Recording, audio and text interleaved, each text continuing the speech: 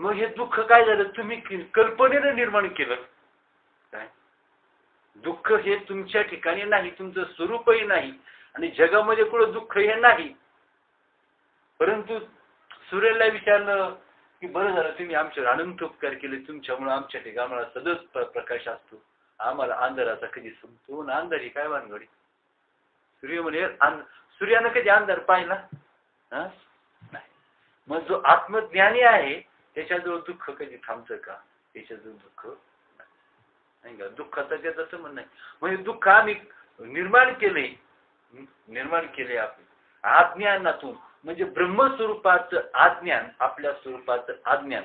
अज्ञान म्हणण्यापेक्षा आपण आपलं आत्म्याचं देवाचं नातं तोडून टाकलं, म्हणून आपल्या आनंदमय स्वरूपाला मुकलो आणि दुःख रूपाला, नसलेल्या दुःख रूपाला प्राप्त झालो नाही का. मग आपल्याला काय करायला पाहिजे तर असलेल्या आनंदाला मुकलो, असलेल्या आनंदाला मुकलो, नसलेल्या दुःखाला प्राप्त झालो. कशामुळे प्राप्त झालो, ह्या जगात देवाशी संबंध तोडला, ह्या जगाशी संबंध जोडला. मग काय करायचं आहे, देवाशी संबंध जोडायचा असेल तर जगाशी संबंध तोडायला पाहिजे. संबंध तोडला म्हणजे काय, काडी म्हणून घ्यायची का. होय, संबंध तोडायचं म्हणजे काडी म्हणून घ्यायची नाही एकदमच. हा बोधाचा विषय आहे. मग तुकाराम महाराज म्हणतात, तुका म्हणे हरी माझे कोणी नाही घरी. तुकाराम महाराज काय म्हणतात, देवा तुका देखून एकाला वैकुंठाहून हरी आला नाही का. आणि म्हणून एकटा जीवन सदाशिव नाही, एकट. आणि म्हणून त्याची कशी असते, भाऊ एकांतावरी प्रीती. माणूस एकांतच असा माणूस, एकांतात खरं चिंतन होतं माणसाचं. खरं चिंतन, खरं अभ्यास एकांतातच, आणि खरं साधन एकांतातच असतं. आता हे कशा करताय, समजून घेण्याकरता आहे हे. मग बाबा सांगायचे, बाबाने सगळं सांगितलं. बाबाने सगळं सांगितलं. लोक म्हणायचे तुम्ही नाम हे गुप्त कशाला सांगतो, ओन करायला सांगायला पाहिजे, त्याला काय गुप्त कशाला सांगायला पाहिजे. बाबाने ते सांगितलं. म्हणायचे तुम्हाला किती पोरं आहेत नाही का. म्हणे 3 जण आहेत. लग्न कुठं लागलं, मंडपात. किती लोक होते, म्हणजे 5000 लोक होते. म्हणजे तुम्हाला मुलगा होण्यासाठी किती लोक रोजनी घातले. बाबा धडधडी बोलायचे, किती लोक रोजनी घातले. त्यासाठी तुम्ही मंडपात तळ ठोकला होता का घरात गेली होती, काय बोलतो असंच. म्हणून कसं लग्न लोकांचाच लागलं, परंतु व्यवहार एकांतात. म्हणून पाहता एक वेदेश्वरी मध्ये एक उभी आलेली की इतुके ही जग भ्रमेची सुंदर उभी, अति सुंदर उभी. इथं सगळा तत्वज्ञानाचा तुकडा पडतो. इथं निसंदेह ज्याला नितोडा करता येतो, निर्णय, फायनल निर्णय तत्वज्ञानाचा. इतुके ही जग भ्रमेची दिसे. काय इतुके ही जग भ्रमेची दिसे, नाम रूपाकारी कल्पिले असे नाही का. विवेक पाहता उत्पन्नची नशी स्थिती काढली. अर्थ कळला का. इतुके ही जग भ्रमेची दिसे, पुन्हा नामरूपाकारी कल्पिले असे, पण विवेक पाहता उत्पन्नची नसे स्थिती काली सुद्धा. काय अर्थ कळणार, अर्थ कळायचा. हे जग दिसतंय, हे भ्रमण जग दिसतंय. जग दिसतंय हे सत्य नाही, पाहतो ते सत्य नाही. आणि म्हणून पहा तुम्हाला सांगतो तर आहे सगळं पहा, तर सकळ मिथ्या होऊन जाते. सकळ मिथ्या, पण राम भजने कळून येते. हे कशाने घडतं, राम भजने कळून येते. हे सकळ मिथ्या होऊन जाते, राम भजने कळून येते. हे दृश्य ज्ञानी यांचे मते स्वप्न जैसे नाही का. हे दृश्य ज्ञानी यांचे, दृश्य म्हणजे सगळं घडतंय ते. आपला घर दार प्रपंच चौक गाव रान सगळीकडे जे घडतंय ते. पण हे काय होतं, सकळ मिथ्या होऊन जाते, राम भजने कळून येते. हे दृश्य ज्ञानी यांचे मते स्वप्न जैसे. मिथ्या स्वप्न विवंचना. विवंचना म्हणजे विचार. मिथ्या स्वप्न विवंचना, स्वप्नातल्या घडामोडी. मिथ्या स्वप्न विवंचना, स्वप्नाला कोण खरं म्हणेल. तैशी सृष्टीची रचना म्हणजे जग आणि जगात घडणाऱ्या घडामोडी. मिथ्या स्वप्न विवंचना, तैशी सृष्टीची रचना. दृश्य मिथ्या साधूजना कळू आले नाही का. सृष्टी बहुरंगी असत्य. सृष्टी कशी आहे म्हणजे जग. सृष्टी बहुरंगी असत्य, बहुरूपाचे हे कृत्य. अनेक रूप दिसतात सृष्टी बहुरंगी असत्य बहुरूपाचे कृत्य तुझं वाटे दृश्य सत्य परी हे तुझं वाटे दृश्य सत्य हे पाहतो हे खरं वाटते तुझं वाटे दृश्य सत्य परी हे अविद्या परंतु हे काय आहे अविद्या म्हणजे निद्रा अविद्या म्हणजे निद्रा तुझं वाटे दृश्य सत्य परी हे अविद्या आणि म्हणून माया मिथ्या बाजीगिरी माया मिथ्या बाजीगिरी दिशे साच्याचे परी म्हणजे खऱ्यासारखे दिशे साच्याचे परी जाणत्याने ती खरी मानू नये साच मानले दृश्याला निश्चयाची बांधून गेला पाहू केवढा चुका पडला अकस्मात साच मानले दृश्याला निश्चयाशी बांधून गेला पाहू केवढा चुका पडला अकस्मात दृष्टी दिशे मनास बासे दिशे मनास बासे चुके कालांतरी नासे नाही का दृष्टी दिशे मनास बासे चुके कालांतरी नासे म्हणून दृश्यातीत असे परब्रह्म ते परब्रह्म कसे दृष्टी दिशे मनास भासे तितके कालांतरी नाशे म्हणून दृश्यातीत असे परब्रह्म ते दृश्य हे माईक पाहत असती सकळ लोक परी दयाच ठाऊक विवेक ते तदंतर जाणते दृश्य हे माईक पाहत असती सकळ लोक पण दयाच ठाऊक विवेक ज्याला विवेक ना ते तदंतर जाणते त्याचं रहस्य जाणतात द्रव्य ठेवून जळ सोडिले सरोवर आहे ना खाली काय सरोवर नावाला सरोवर पण द्रव्य पुरून ठेवलं नावाला पाणी सोडलं जागा करता द्रव्य ठेवून जळ सोडिले लोक म्हणते सरोवर भरले तरी त्याचे अभ्यंतर कळले समर्थ जनाशी त्याचं खरं शिकवणं माहितीये त्याचा अभ्यंतर कळले समर्थ जनाशी म्हणून दृश्य वेगळा दृश्यांतरी नाही का दृश्य वेगळा दृश्यांतरी दृश्य वेगळा दृश्यांतरी नाही का सर्वात्मा तो चराचरी आणि विचार पाहता अंतरी निश्चयवाणी आणि ब्रह्म अंतरी प्रकाशे माया प्रत्यक्ष दिशे हे दृश्य दृश्य निर्षे कवडी प्रिय हो ब्रह्म अंतरी प्रकाशे माया प्रत्यक्ष दिशे दृश्य हे निर्षे कवडी प्रिय हो दृश्य प्रत्यक्ष दिसते म्हणून सत्य वाटते याशी काय करावे ते सांगा स्वामी त्यानंतर ब्रह्मदृष्टीच्या दिशेना ब्रह्म मूर्खाशी असेना ब्रह्मदृष्टीच्या दिशेना ब्रह्म मूर्खाशी असेना ब्रह्म साधूवी नाही ना अनुभवाशी सांगितलं हे कशा करता सांगितलं तर तुमच्या लक्षात नाही राहील मला माहिती आहे लक्षात राहणार पण नाही पण किती गुह्य ज्ञान आहे हे ज्ञान कसं आहे नाही का ह्या सगळ्याच्या पलीकडे हे अशा प्रकारचं ज्ञान आहे आणि आपलं फक्त काय व्हावा तर म्हणजे दयास वाटे ब्रह्म व्हावे नाही का सांगितलं ना दयास वाटे ब्रह्म व्हावे त्याने जगमिथ्या हे जाणावे आणि हमसा परिसत्व घ्यावे जग सांडून म्हणजे याला ब्रह्म वाटतं ना त्यांना काय करायला पाहिजे तर ह्या सगळ्या तत्वाचा विचार करायला पाहिजे तर आता बहुतेक सर्व प्राणी आपल्या बुद्धीत गूढ असलेल्या सर्वानंदमय आत्म्याला न पाहता स्वतःहून पृथक असलेल्या विषयाकडे अंतःकरण वृत्तीद्वारा सारखे धावत असतात आणि बहुतेक जे काय तर तसं जर पाहिलं तर आपल्या सुख जे आहे तर हे सुख आतमध्ये आहे परंतु आपण काय करतो आपली वृत्ती बहिर्मुख आहे आणि ज्या ठिकाणी सुख आहे त्या ठिकाणी जर समजा आपला आता पराग जे भ्रमर जे असतात ते भ्रमर काय करतात त्यांना जर पराग जर पाहिजे असेल तर तो फुलाकडेच जायला पाहिजे ते इतर ठिकाणी जर घेतील तर त्यांना पराग कधी त्यांना मिळणार नाही आणि म्हणून पाहता आधी हे वाचून दाखवतो सगळा श्लोक मग आपण पाहू बहुतेक सर्व प्राणी आपल्या बुद्धीत गूढ असलेल्या आता मी सावकाश वाचतो बरं का लक्षात घ्या बहुतेक सर्व प्राणी आपल्या बुद्धीत गूढ असलेल्या सर्वानंदमय आत्म्याला न पाहता स्वतःहून पृथक असणाऱ्या विषयाकडे अंतःकरण वृत्तीद्वारा सारखे धावत असतात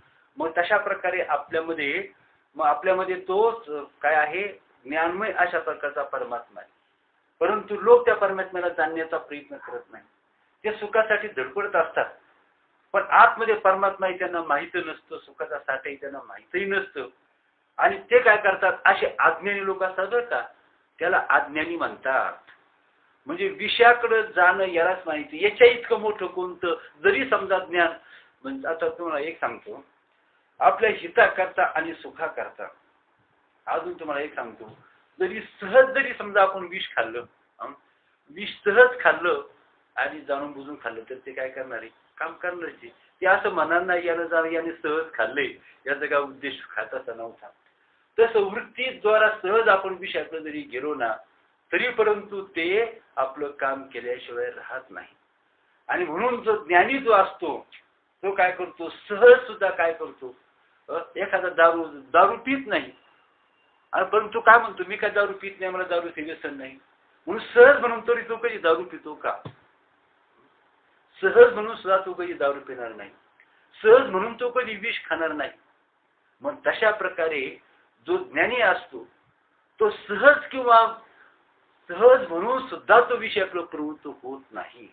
कारण विषयाकडे जाण्याचं, आड्यावर जाण्याचं त्याला कारणच नाही. तसं त्याला विषय सेवन करण्याचं कारण नाही, नाही का. जगाला दिसतं तो विषय सेवन करतो, नाही का. परंतु एक लक्षात घ्यायचं रहस्य, जग पाहतोय तो विषय सेवन करतो, परंतु तो विषय सेवन करीतच नसतो. तो अंतर्मुखच असतो, तो आत्म्याशी तद्रूपच असतो, तो आत्म्याशी तादात्म्य पावलेला असतो आणि त्याची इंद्रिय विषय सेवा करत असतात, परंतु तो मात्र त्यापासून अलिप्त असतो. आणि हे जे रहस्य शास्त्र रहस्य ज्याला कळतं त्याला ज्ञानी म्हणतात. आणि म्हणून अशाच प्रकारची गोष्ट काय झाली, त्या गोपी आणि म्हणून पाहता म्हणून एक म्हणतात संतांच्या जवळ जाऊ नये, एक तर संतांच्या जवळ जाऊ नये, आणि जायचं तर कसं त्यांच्यावर पूर्ण विश्वास असेल तर जावं, नाही का. आता बऱ्याच असा विषय जर पाहिला, एक शिष्य गुरुनं म्हटलं, महाराज की मी तुमच्याजवळ एवढे दिवस आहे, परंतु मला अशा प्रकारची इच्छा झाली की लक्ष्मी नारायणाचं दर्शन घडावं, अशी मला इच्छा झालेली आहे, लक्ष्मी नारायणाचं दर्शन घडावं. तर ते गुरु म्हटलं, तर गुरु त्याला शिष्याला माहित होते की आपले गुरु महाअधिकारी गुरु आहेत, महाज्ञानी गुरु आहेत, समर्थ आहेत, आणि म्हणून त्यांनी आपल्या गुरूंच्या जवळ त्यांना तशा प्रकारची इच्छा व्यक्त केली. तर मग प्रकार असा झाला की गुरु म्हटलं ती इच्छा मी पूर्ण करीन. महिना 2 महिने निघून गेले. शिष्य म्हटला गुरूंचं काही खरं नाही, खरं नाही म्हटलं. तसं ताकद असती तर म्हणले की त्याने आपलं लगेच लक्ष्मीनारायणाचं दर्शन घडवलं असतं. म्हणून 1 महिना 2 महिन्याचा काळ गेला आणि शिष्य गुरूंच्या बराच नाराज झाला. म्हटलं आपले गुरु एक तर काही खरी त्यांच्या ठिकाणी एक तर सामर्थ्य नसावं, आणि त्यामुळे सामर्थ्य नसताना गप्पा मारित असावेत असं त्याच्या मनामध्ये, आणि त्याच्या मनामध्ये असा विचारणी हे झाला. तर एक दिवस काय झालं, तो असा काम आपल्या आश्रमामध्ये काम करत असताना तो अचानक गुरूंच्या मध्येच अचानक, म्हणजे तो त्यावेळेला कधीच येत नव्हता, पण काहीतरी काम निघालं म्हणून तो सद्गुरूंच्याकडे आला. तर त्यांना त्या गुरूंच्या आश्रमामध्ये एक वेगळाच अशा प्रकारचं एक दृश्य त्यांनी पाहिलं की आपले सद्गुरू आसनावर बसलेले आहेत आणि त्यांच्या मांडीवर एक अतिशय तरुण आणि सुंदर अशा प्रकारची स्त्री बसलेली त्यांनी पाहिली. आणि ते पाहिल्यावर त्याचा असा डोक्याचा पारा चढला. आपण ज्यांच्या चरणावर नतमस्तक झालोय, ज्यांना आपलं आयुष्य ज्यांना आपण समर्पण केलेलं आहे, रात्रंदिवस ज्यांची आपण सेवा करत आहोत, आणि अशा गुरुने एका स्त्रीच्या नादी लागावं, इतकं विषयासक्त व्हावं आणि इतकं निंदे कर्म करावं, ते शिष्याला नाही. आणि म्हणून काय झालं, तर त्याला असा इतका राग आला. त्या रागाच्या भरात काय झालं, त्याने तो दर्शन घ्यायला आला पण तसाच मागे फिरला, बरं का. दर्शन घ्यायला आला पण तसाच त्या क्रोधाच्या भरामध्ये मागे फिरला आणि पुढे गेटवर गेला, नाही का. आणि गेटवर गेला पण त्याला एक असं वाटलं की काही असो शेवटी ते आपले गुरु आहेत, नाही का. त्यांचं दर्शन घेणं काही असो पण आपलं कर्तव्य आहे. आणि म्हणून तो पुन्हा माग आला, दर्शनाला आला. तो गुरु एकटेच बसले होते, त्यांच्या मांडीवर कोणी नव्हतं. तो आला, तो चक्रावूनच गेला. एवढीच खोलीभर जायला कुठे जागाच नाही ना, जायला यायला कुठे जागा नाही. पण तो समोर आला, तो म्हटला, गुरु म्हटले, अरे तुझी इच्छा मी पूर्ण केली, पण तुझी पापदृष्टी आहे. तुला आई साहेब फार तुला काही द्यायला आल्या होत्या, पण तुझ्या पापदृष्टीने तुला काही घेता आलं नाही, नाही का. दुर्दैव म्हणे तुझं, मी काय करणार. तुला लक्ष्मीनारायणाचं दर्शन घडायचं होतं, पण तुझ्या पापदृष्टीने तुला ते घडलं नाही. तुला ती द्यायला आली होती महालक्ष्मी, नाही का. आज ज्याला आपण अनादी भगवती म्हणतो, ती तुला द्यायला आली होती, पण तुला पापदृष्टीने तुला ते घेता आलं नाही का. आणि म्हणून संतांचे पायी हा माझा विश्वास, सर्व भावे दास झालो त्यांचा. नाही तर आपल्या हृदयामध्ये अशाच प्रकारचा एक म्हणून कसं आहे की तुम्हाला मागे सांगतो, कधीही पहा म्हणून अनन्य भावानं पण गुरुही तसेच असले पाहिजेत बरं का, नाही का. नाही तुम्हाला सांगू का, गुरु सांगतो काय हरकत नाही, गुरु आणि शिष्य, गुरु या बाबा सांगायचे मग गुरु या परिचयचे ते शिटाव बंदरीचे, नाही का. गुरु असे शिष्य तसे. तर गुरु आले आणि शिष्याच्या घरी आले, ते शिष्याच्या घरामध्ये शिष्याने त्यांनी त्यांचा आदर सत्कार, तर गुरु आल्यानंतर काय साधी गोष्ट आहे, त्यांनी फार मोठा सन्मान केला, आदर सत्कार केला, चांदीचा पेला, त्यामध्ये वाळ्याचं पाणी वगैरे सगळं अगदी. आणि आता गुरु स्थितीत त्यांनी तो शिष्याचा शेला पाहिला, नाही का. तो शेला पाहिला आणि गुरुंच्या मनामध्ये काय झालं की हा शेला आपल्याला मिळावा अशी इच्छा झाली, नाही. मग आता थोडा वेळ गेला, जवळजवळ संध्याकाळ झाली, शिष्य गुरु जायला निघाले, जवळजवळ आता गुरुंची स्थिती झाली, नाही का, अवस्था. गुरु म्हणायची अवस्था झाली. गुरु म्हटले असं असं करता करता करता उभायचे, शेला शेला शेला शेला. आता याची अवस्था झाली. गुरुंचा घोडा सुंदर होता, अतिशय सुंदर. शिष्य म्हणतो घोडा घोडा घोडा घोडा. शिष्य काय म्हणतो घोडा घोडा. गुरु काय म्हणतात शेला शेला. गुरुने ओळखला, आता याची काय झाली, आपली बुद्धी नजर याच्या पुढे गेली, आपल्या घोड्यावर गेली, नाही का. मग तेव्हा गुरु म्हणते तसं तुला माझं मला तसं तुला. मग गुरु या परिचयचे शिटाव बंदरीचे तत्वज्ञानाचा कधी मेळ बसायचा नाही. आणि म्हणूनच कसं आहे, तर म्हणूनच परमार्थाला काय लागतं खरंच पाहता, तर त्यांना अनेक विषयांचा उपभोग घेण्याचा परमपुरुषार्थ वाढतो. किंवा वरच पहा, स्वतःहून पृथक असणाऱ्या विषयाकडे अंतःकरणवृत्तीद्वारे सारखे धावत असतात. आणि म्हणून इथं आपला आत्मा वेगळा आणि अनात्मा वेगळा. आपलं काय करायचं आहे, ज्याला जसं आपण म्हणतो भगवंताने अर्जुनाला ते करून दाखवलं, आत्मा आणि अनात्मा वेगळे केले. आणि आपल्याला सुद्धा काय करायचं, निवडावया आलो वाटा, आणि खरा खोटा, खरं काय आणि खोटं काय, सत्य काय असत्य काय, सार काय असार काय, याचा निवडा करायचा आहे, याचा निश्चय करायचा आहे. आणि जे आपण निश्चय केलेला आहे, निवडा केलेला आहे, तिकडे बुद्धी अजिबातच जाऊन द्यायची नाही. आता काय विषय तर थोडस सांगतो, काय हरकत नाही. तर म्हणून जे परमार्थ ज्याला आपण म्हणतो ना, तर मग एक ओवी सांगितली तुम्हाला सुरुवातीला, सकळ मिथ्या होऊन जाते, रामकृष्ण कळून येते, हे दृश्य ज्ञानियांची मते स्वप्न जैशी.